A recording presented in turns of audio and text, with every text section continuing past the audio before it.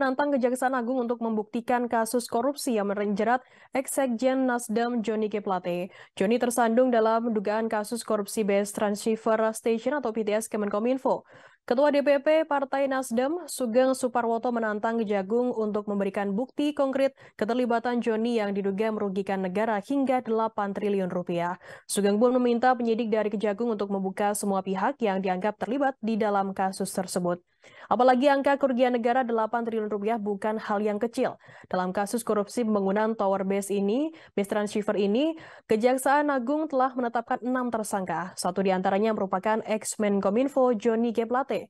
Kemudian ada pula Direktur Utama Bakti Kominfo Anang Ahmad Latif, sementara dari pihak swasta ada 4 tersangka, yakni Direktur Utama PT Mora Telematika Indonesia Galumbang Menak Simanjuntak, tenaga ahli Human Development Universitas Indonesia tahun 2020 Yohan Suryanto, kemudian Account Director of Integrated Account Department PT Huawei Tech Investment Mukti Ali, dan Komisaris PT Solitek Media Sinergi Irwan Hermawan. Dalam perkara ini, tim penyidik menemukan adanya pemufakatan jahat ID yang dilakukan oleh mereka. Oleh sebab itu, para tersangka dijerat dengan pasal 2 ayat 1 dan pasal 3 Jungto pasal 18 Undang-Undang RI nomor 31 tahun 1999 sebagaimana diubah dan ditambah dengan Undang-Undang RI nomor 20 tahun 2021 Jungto Undang-Undang RI nomor 31 tahun 1999 tentang perubahan atas Undang-Undang RI nomor 31 tahun 1999 tentang pemberantasan tindak pidana korupsi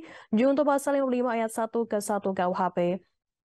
Tanya perkara korupsi, Kejaksaan Agung juga telah menetapkan tersangka dalam tindak pidana pencucian uang.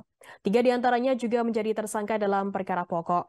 Mereka ialah Direktur Utama Bakti Kominfo Anang Ahmad Latif, kemudian Direktur Utama PT Mora Telematika Indonesia Galumbang Menak Simanjuntak, dan Komisaris PT Solitek Media Sinergi Irwan Hermawan. Adapun tersangka TPPU yang belum dijerat perkara pokok ialah Windy Hermawan sebagai pihak swasta.